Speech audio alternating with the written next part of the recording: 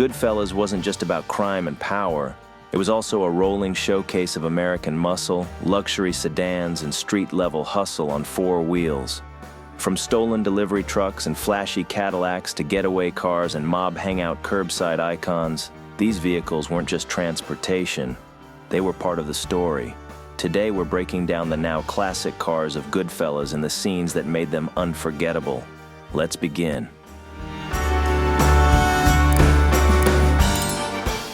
As a young Henry peers out the window, he observes mobsters arrive at the cab stand in a 1950 Cadillac Series 61.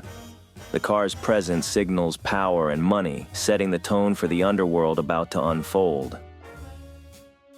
As Henry darts down the street, he passes a 1946 Dodge and a black 1951 Mercury Sport sedan, pretending to head off to school.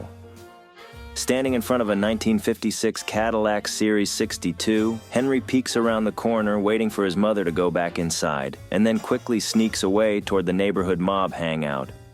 Running past a 1953 Chevy Bel Air, a 1950 Chrysler, and a 1954 Plymouth Belvedere.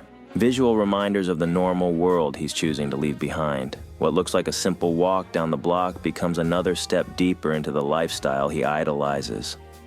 Henry quickly gains the trust of the mobsters and finds himself doing odd jobs for them, including valet parking their cars, including a 1949 Cadillac Fleetwood 60 Special, a 1954 Cadillac, and a 1949 Chevrolet Styleline Deluxe. He runs past a 1940 Plymouth Deluxe while carrying confidential notes around the neighborhood. After Henry's parents receive a letter from his school stating that he hasn't attended in months, he receives a beating from his father, which threatens to end his time with the mobsters. Later, Henry and some of the Goodfellas wait outside the post office in a 1949 Buick Super until they spot his mailman and quickly convince the mailman to cease sending all school letters to Henry's home. A small but telling victory that signals how far Henry has already crossed the line.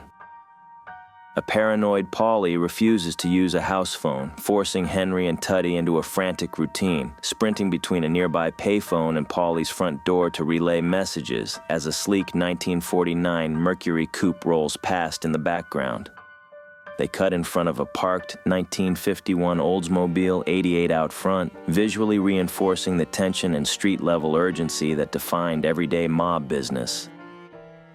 As Henry earns deeper trust within the crew, his role shifts from small-time errands to dangerous street-level enforcement.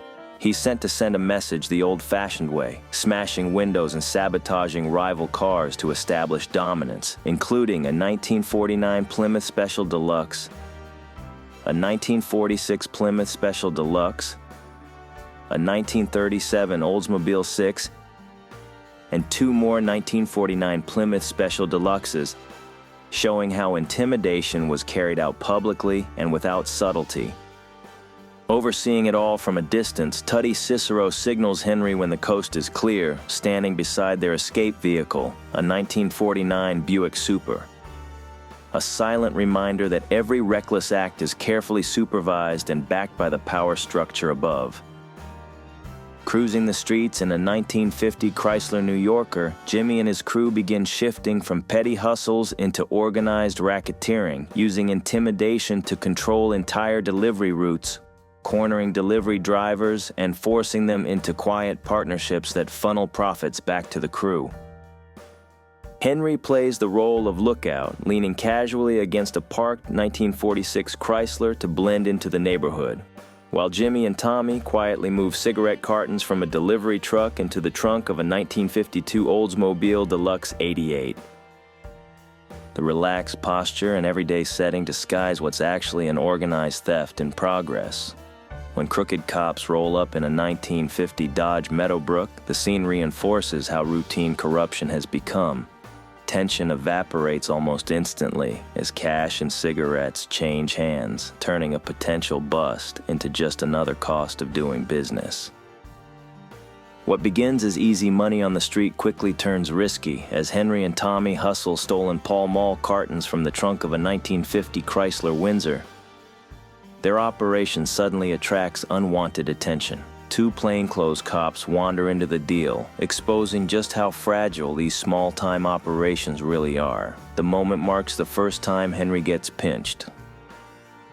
Outside a diner, Henry and Tommy killed time leaning against a 1965 Chevy Impala, parked beside a 1964 Buick LeSabre estate wagon. The two blend in like ordinary customers.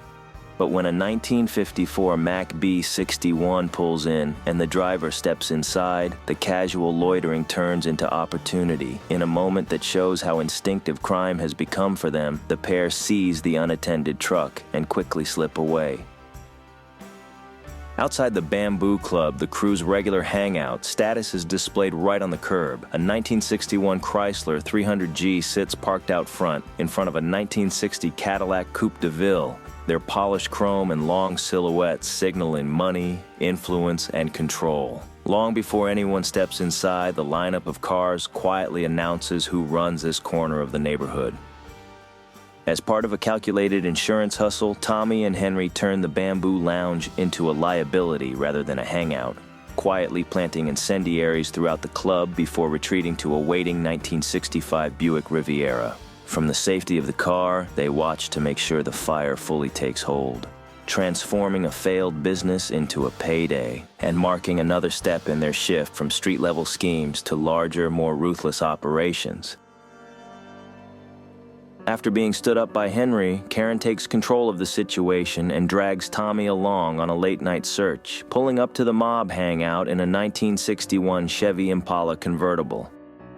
What starts as a confrontation quickly turns into a pivotal moment as Karen's boldness catches Henry's attention and sparks the beginning of their relationship, pulling her into his dangerous world.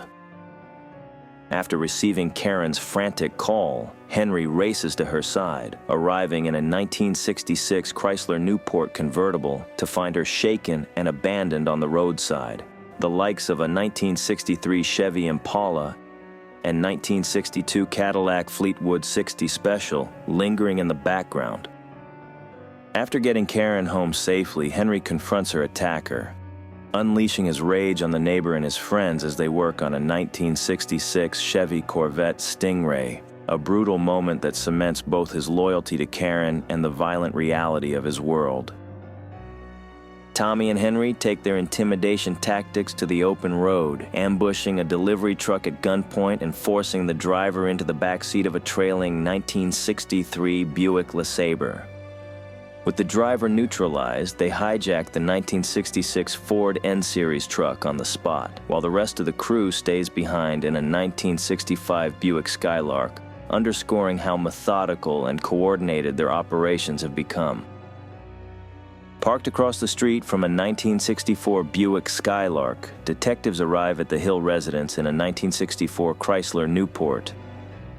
There to conduct a search of the home, but in reality it's just another quiet shakedown, showing that even law enforcement is woven into the same backroom economy Henry and his crew operate within. Outside the suite lounge, a 1967 Cadillac Coupe DeVille sits parked at the curb as tensions boil over inside, setting the stage for one of the film's most infamous moments. After Tommy brutally whacks made man Billy Batts, Henry and Jimmy move quickly to contain the fallout, loading Batts' body into the trunk of Henry's 1968 Pontiac Grand Prix. The group then drives to a remote wooded area to bury the body, returning home afterward with unsettling calm, a chilling illustration of how normalized violence has become within their world. Henry and Jimmy take their collection operation on the road, traveling to Tampa to deal with a debtor who refuses to pay what he owes to Paulie. They drive the man to the Tampa City Zoo in a 1968 Chrysler Newport. There they threaten to throw the man to the lions, demonstrating how far the crew is willing to go to enforce respect and payment. When Jimmy and Henry return from their reckless trip to Florida, they're both arrested and later convicted and sentenced to several years in prison. Henry takes his ride to jail in a 1974 Cadillac Fleetwood 75, a symbol of the sudden shift from flashy freedom to confinement, marking a turning point where prison replaces the streets as his new reality. Jimmy is furious after Johnny Roastbeef buys a hot pink 1979 Cadillac Coupe DeVille for his wife, using money from the Lufthansa heist. The car becomes a visual symbol of greed and carelessness, and Johnny's decision ultimately seals his fate. Maury's non-stop demands for a bigger cut of the Lufthansa heist push Jimmy to eliminate the problem once and for all. Tommy carries out the hit inside Maury's 1979 Cadillac Seville, underscoring how greed eventually turns allies into liabilities. As Jimmy and Henry leave the diner, Jimmy can't resist taunting the surveillance tail, casually tapping on the window of the 1980 Dodge Aspen to wake the sleeping detectives inside. Parked beside a 1976 Volvo 242, Jimmy drives away in his 1977 Buick LeSabre, treating the ongoing investigation like a nuisance rather than a real threat. On the day Tommy is supposed to be officially made, the celebration begins with quiet optimism. Leaving his mother's house, her 1981 Cadillac Eldorado parked in the driveway, Tommy climbs into a waiting 1981 Buick LeSabre, believing it'll take him to the ceremony that confirms his rise in the organization. Meanwhile, Jimmy and Henry wait anxiously at a diner, tracking the moment from a distance. Jimmy steps outside to use a payphone, a 1975 Ford Granada parked in the background, expecting to receive good news, but instead learns that Tommy's been whacked. The weight of the betrayal and shock sets in as Henry tries to console Jimmy in the parking lot, the two standing beside a 1978 Ford Thunderbird, marking one of the film's most devastating turning points where loyalty gives way to brutal reality. In a 1979 Cadillac Coupe DeVille, Henry spirals into paranoia during a frantic, cocaine-fueled day of non-stop errands, convinced a helicopter is following his every move.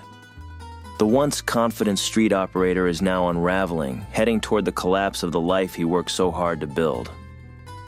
A shaken Karen races home in her 1981 Volvo GL, overwhelmed by the realization that Jimmy may have ordered a hit on her. As she's comforted by Henry, fear replaces the glamour they once associated with the mob lifestyle, and the weight of betrayal finally becomes personal. Now under witness protection after testifying against Jimmy and Paulie, Henry's forced into a life that couldn't be more different from the one he once idolized. Gone are the flashy Cadillacs and luxury sedans, replaced by a bland 1978 Ford Fairmont Squire wagon. The downgrade marks the final irony of his journey. After chasing power, money, and status, Henry ends up trapped in ordinary life.